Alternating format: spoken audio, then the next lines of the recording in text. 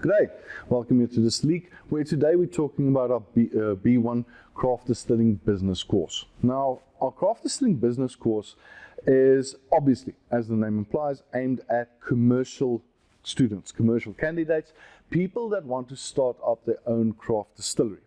Now, the course is heavily focused on South Africa. When it comes as far as the legislation goes. Now, basically the first couple of hours of lectures really just focuses on the applicable legislation, and primarily we look at the National Liquor Products Act regulations. That is the South African law that governs what you're allowed to make. What type of products are you allowed to make, and how are you allowed to make those products? When is a whiskey a whiskey? When is a brandy a brandy? When is a gin a gin? Because it is very important, if you intend to go commercial, that you understand this while you are still busy with product development. There is no point in spending months working on a honey-based gin, for instance, or a gin infused with honey, only to find out at number 99 that honey and gin is illegal in South Africa, which it is. So now you've wasted months of time working on this recipe, and it turns out that you're not allowed to sell it. It's not a commercially viable product because it's an illegal product. So the first thing we focus on is the National Liquor Products Act regulations. What are you allowed to make? How are you allowed to make it? We then go further into the legislation looking at the National Liquor Act. Now, the National Liquor Act governs liquor licenses in South Africa, the issuing process, inspections, record keeping, and so forth. So everything you need to know from a legal standpoint, how to obtain your license and how to run your distillery. We then also look at the licensing process in broad strokes, because in South Africa licenses, micro liquor manufacturing licenses, which craft distilleries operate under, is issued by provincial liquor boards. Therefore, there are differences between different provinces, but we give you an overall view of the basics that, or let's call it the worst case scenario situation, so that you are prepared, regardless of which province you're in South Africa, you are prepared for the licensing process. There's also quite an in-depth discussion on the inspections that need to happen, your fire inspection, police inspection, health and safety inspection, building inspection, so that you are prepared to pass those inspections the first time around. There's no point in rehashing that process over and over again, because each time there's a failed inspection, you go to the bottom of the pile. So it's important that you understand from the beginning what is going to be needed inside your premises to ensure that you actually get your license. We also talk about Sars, the Sars registrations, the VMP, VMS, bonded warehouses, everything that you need to know in order to deal with Sars. It is not a complete Sars training. We will in future our B3 course or B2, I'm not sure about the naming convention yet, but we will be adding on 2 additional business courses, one focusing on marketing, the other focusing on regulations, and in that future regulatory course we'll focus specifically on SARS, SARS compliance, SARS audits, and the entire process with dealing with excise tax inside a craft distillery, because it is quite a challenging topic. But we will, in B1 Craft Distilling Business course, we already touch on the SARS aspects, specifically as it applies to distillery layout. The VMP, primary manufacturing warehouse, VMS, secondary manufacturing warehouse, and of course the bonded warehouse for legally required aging, exports, and so forth. How does that affect your layout and the flow of your distillery?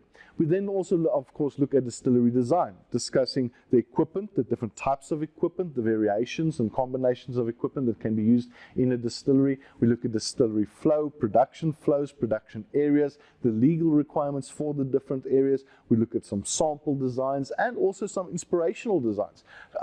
Going a bit further than the practical aspects, but also looking at things like aesthetics, diversifying your income streams through peripheral incomes, tastings, tours, events. How do you incorporate those legally and safely into what is primarily a production facility? These are things that's very important for craft distillers in order to maximize the profitability of the distillery setup. As I always tell our students, and those of you that's done training with us would know this, if you are setting up a distillery purely for the purpose of making alcohol, then you are being very, very short-sighted. A distillery has many other ways in order to generate income and make money, and you need to think this through when you choose your location, when you choose your building, when you design your layout, when you design the distillery, when you choose your equipment. Equipment is not just supposed to be functional, they have to be aesthetically pleasing as well. And depending on what your brand identity is, what your brand is about, what the story you want to communicate to people, the distillery needs to add value to that story. It needs to communicate the same message to the consumer and to the customers. So we discussed quite a bit of this inside the course as well. We then look at the finances, because obviously that's the important part. So there is a feasibility study that we do. We give you the tools, we give you the toolkit in order to do the feasibility study, in order to do market research, and then to put these figures into the feasibility study to see, will this work? Will your concept work? What will be your break-even amounts? What will be your return on investment period?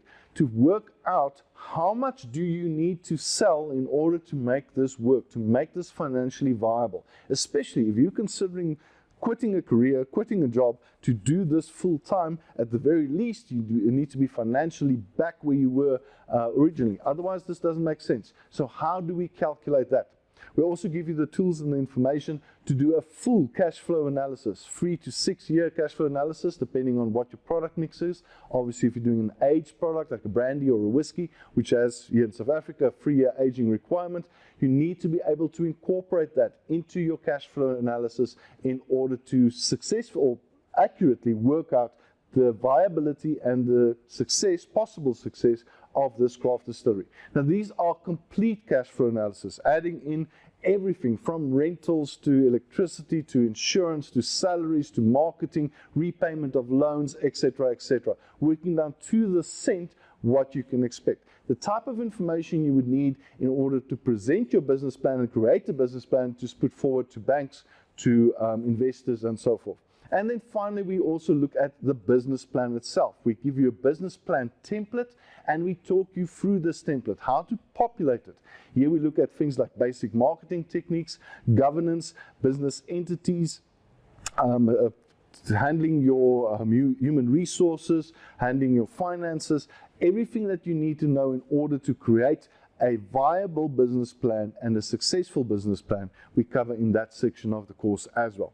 So the course is normally, or was, a 2-day course, about 16 hours when we present it in-house. The online version is extended. It's about 20 to 25 hours. As I'm shooting this video, we are still busy making the course or filming the course, so I can't tell the exact length of the course, but it will probably be in the region of 20 to 25 hours.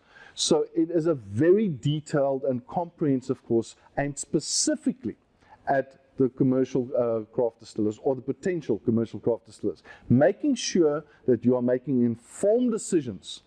As we always say here at Distillery, there is no benefit to us to sell you a craft distillery only for you to fail, because if you fail, that will damage the industry. This is a very profitable business industry, profitable industry. It is a very successful industry. It is a fun industry, but it has challenges. It is not easy. You can very quickly lose a lot of money. You can very, very quickly go belly up. There is no benefit to us as a company for you to set up a craft distillery and fail. With our B1 Craft Distilling Business course, our goal is to arm you and inform you so that you can make the right decisions and make a success out of your business.